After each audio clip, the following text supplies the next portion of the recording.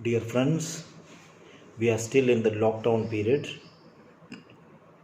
and perhaps on May 3rd, some areas of this lockdown may be lifted up, but still we are sure that major areas like education or the religious activities where people gather, political activities, etc., will not be allowed. So, and we don't know how long it will continue, because unless and until we find a vaccine for this pandemic will continue, and also the crisis and the restrictions have to follow. So, in that context, we as educators, Christian educators, Catholic educators, we must not be discouraged. We are finding ways and means to continue with imparting quality education to our children. And I am very happy to see many of our schools, our teachers are giving online classes excellent way. I have seen their wonderful presentation, and the children are interacting with them through social medias and YouTube, and many of them are directly also through internet. So the teaching learning process is going on. Quite a lot of people, maybe there may be a few who are not able to access very all these facilities promptly, but still we can be sure that our schools are making all the arrangements to impart quality education. Today I would like to share a few things in the background of this lockdown period. We as educators must reflect on our educational mission as such. There is a Christian legacy, a Catholic legacy. We have been serving this country for many centuries, and our education is definitely qualitative. We gave wonderful contribution to the nation building. We were value based. We educated through discipline, and we did a lot as one of the major players of Indian education. We must salute each other. We must salute all our institutions in that sense, where especially the institutions where in the rural belt nobody else have reached. We have given, and our education is inclusive. We never discriminated people on the basis of caste or color or religion or ethnicity. We, in fact, went far ahead of the governments in terms of inclusive education, etc. And today, we also must think, can we simply be complacent of what we have done? The context of India is changing. We have new challenges have emerged. We have been faced with of course this pandemic is one among them, but more than that we had faced global terrorism seriously. We also faced the rampant corruption. We faced fanaticism. We have faced and still facing climate change, environmental changes. We had the challenges of technology. So the context is changing. There is a rapid change that are happening. We must remember that today's children also are more intelligent than our times. So they say, somebody said in the psychology of the children is this: today's children are intellectually superior but emotionally immature. There are reasons for that one, because of the exposure to the modern technology, exposure to various opportunities today, and therefore they are intellectually superior. But emotionally immature is because of the changing family system, and the gap of small children and their age gap, etc. Maybe in a family only one child or two children maximum. All these are affecting our children emotionally to interact with people, etc. And even the family life is changing. We are shifting from village life to apartment life in the cities. So next door people we don't know, So everything is very a totally different life. So that affects our children. That's all of us. I'm sure that all of us are clear about that. So can we run old schools in new buildings? When things are changing rapidly, can we continue with the old system? That is a question we must ask ourselves. Therefore, I think as Catholic educators, we must be trendsetters. We must take certain new steps, new ways to make ourselves relevant and excellent. We never compromise with excellence, but we must make ourselves relevant in the context with a changed vigor and vitality in imparting education. Therefore, I propose a few changes which are very, very important for us as educators, as leaders of the educational sector in India. So, what are the changes I'm proposing? Number one, see, these changes, for example, the first one I'm proposing is we must change from managing the school, I say management to movement. We should move from managing the school. No, we today what happened? Managers means stagnant in one place sitting, stationary, not stagnant, stationary. In fact, one place sitting and ordering, commanding, making the changes that are happening in a very good way. Manager, and we are good at that. But then time has come for us to move from management to a movement. That is the first point. The second point I'm proposing is we don't worry about a success. So I propose this way: success to efficaciousness. We are not worried about success. Today the crave in the society is mark, mark, mark. Everybody wants number one. Everybody is worried about marks and success. Remember, the world's best contributors were not successful in their schooling. You take any number of examples, where Shakespeare, or you take Albert Einstein, you take Thomas Alva Edison. In our own country, there are wonderful examples. The great spiritual gurus and the great scientists, etc. You will find they were not very good at while they were in the classes. No? So I am proposing we don't worry about too much of success. Let us make our students, make our pupil efficacious. Efficacious means fruitfulness. Fruitfulness. They should be effective in whatever they do. Whichever area they are, they must be fruitful.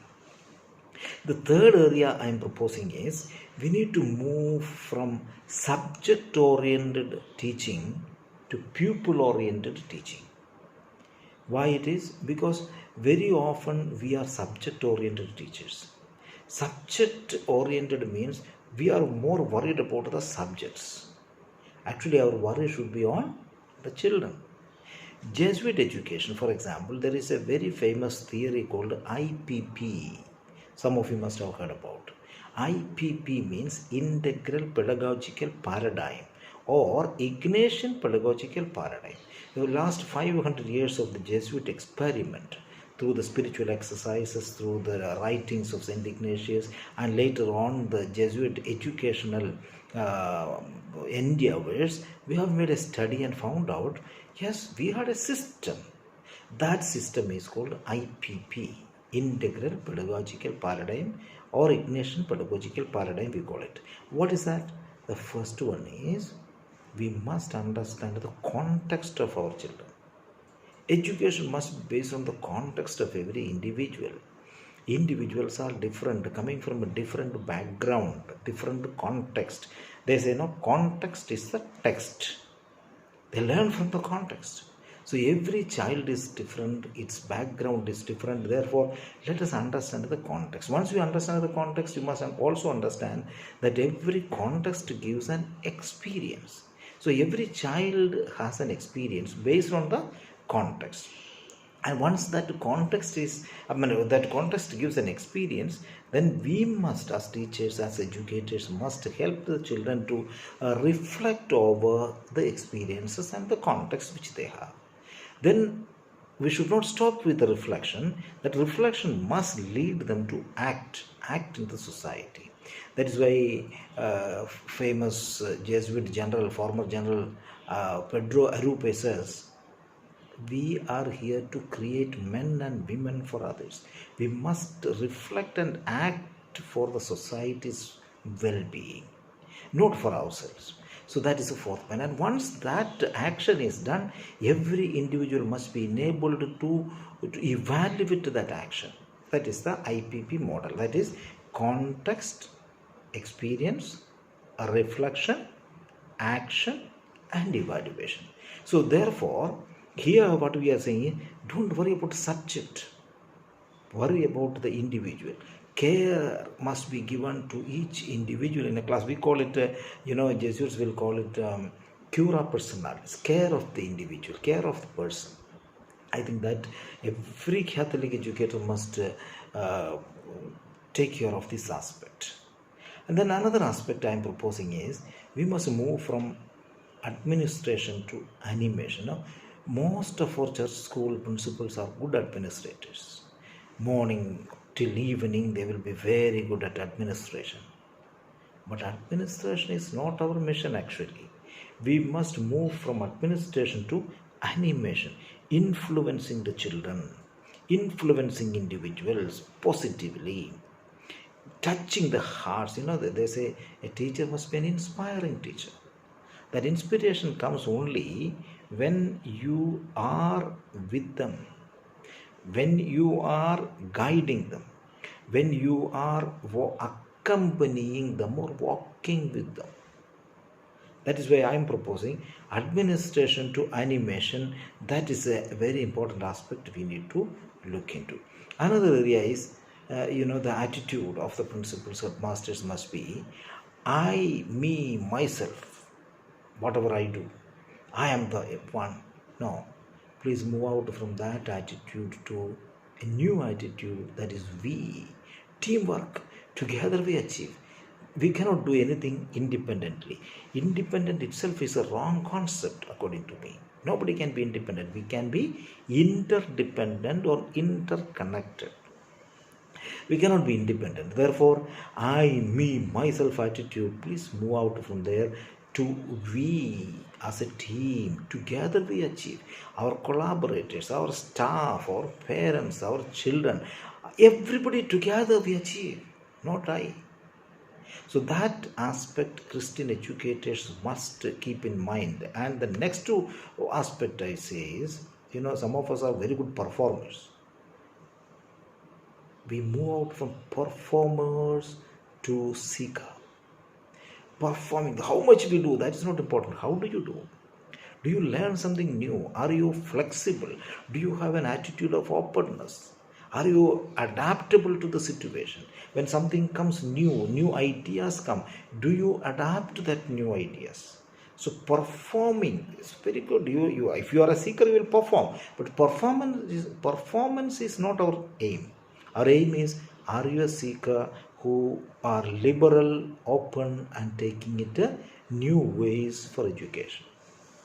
Another aspect which we propose is, very often we look at our institutions, we see very conventional.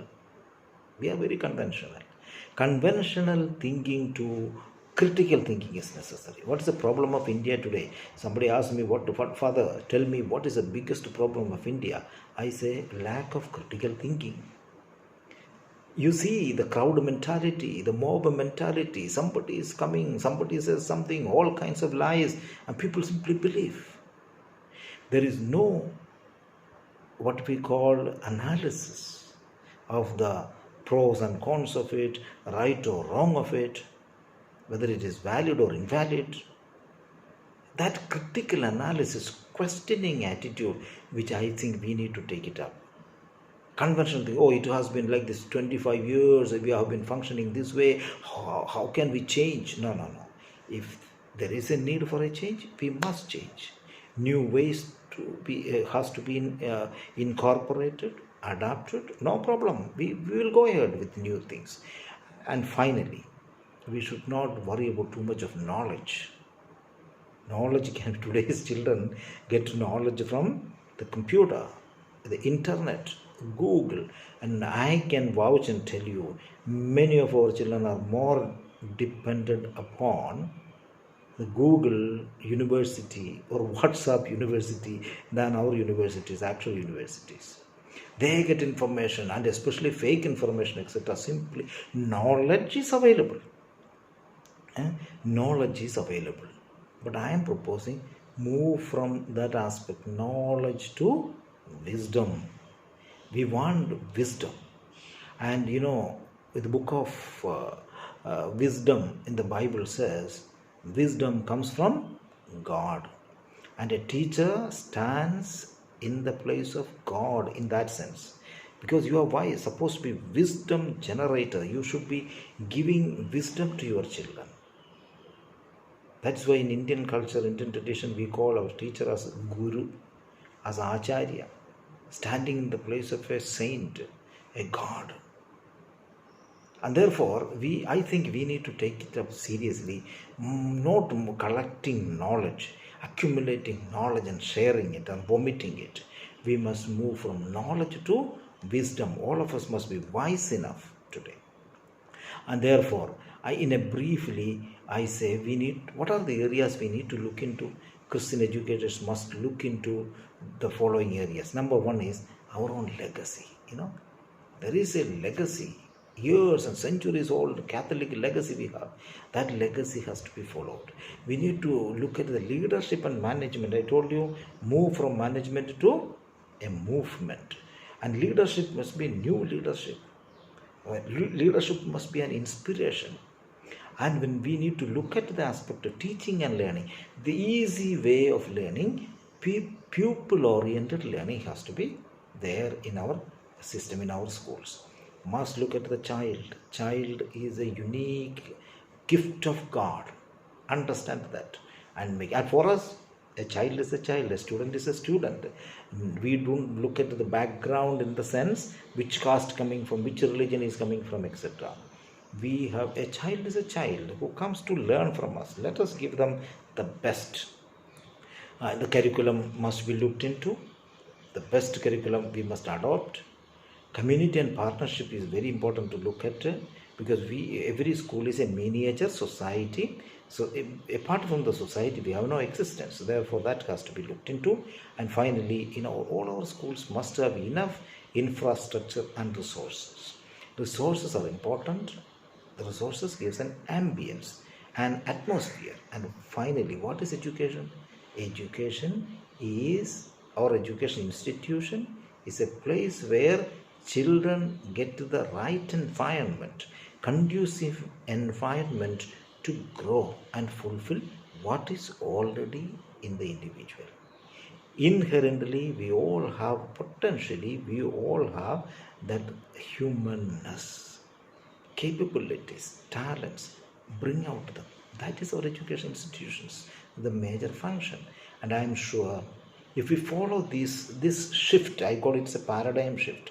If we follow this shift, our education will be much more relevant, and we will be better contributors in the changing context of India. Thank you very much, and God bless you.